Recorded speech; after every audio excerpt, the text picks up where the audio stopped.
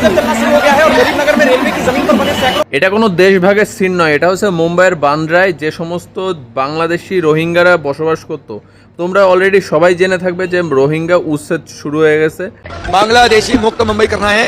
बांग्लादेशी जो है जहाँ कुछ आधार कार्ड उन्होंने लिए हुए हैं कुछ মুম্বাইয়ের বান্দ্রা রেলওয়ে স্টেশনের পাশে বিশাল বড় এরিয়া জুড়ে এই যে বাংলাদেশের রোহিঙ্গারা এরা একটা ঝুপড়ি করেছিল, ঠিক আছে।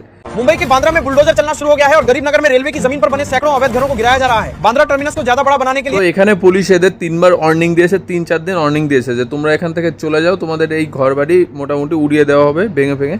এখানে মানে রেলের জায়গা তো, রেল সম্প্রসারণ করবে এরকম বলেছে। তো ওরা মোটামুটি শোনেনি যে রোহিঙ্গা সম্প্রদায় ছিল, ওরা শোনেনি। ওরা উল্টে করে কি যে বাংলাদেশের একটা নিয়ম আছে না, মানে ওরা সবাই এক জায়গায় জড়ো হয়ে একটা মানে প্রোটেস্টমূলক কাজ করবে এরকম ভেবেছিল।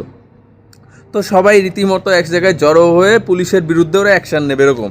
তো ভাই এটা তো আর বাংলাদেশ না, এটা হচ্ছে ইন্ডিয়া। তো মোটামুটি এত পরিমাণে পুলিশ ওখানে মোতায়েন করে সব মেরে ফেরে ওখান থেকে সারপার করে দেয়, ঠিক আছে। এখন কি করবে ভাই, তল্পি তল্পা গোটায় মোটামুটি বাংলাদেশের দিকে রওনা করেছে, দেখতে পাচ্ছ লাইন দিয়ে সব যাচ্ছে। তো কথা হচ্ছে কি ভাই, এই যে এত পরিমাণে যে রোহিঙ্গারা আমাদের দেশে এসে বসবাস করতো, এটা কিন্তু ভাই আমাদের আগে থেকেই স্বরাষ্ট্র সচিব এদের সচেতন করেছিল যে তোমরা ভারতে এসো না।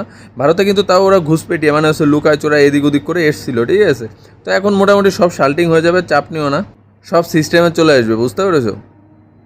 ওয়েস্ট বেঙ্গলের সিস্টেম পুরো ভারতবর্ষেও সিস্টেম হবে। জয় শ্রীরাম।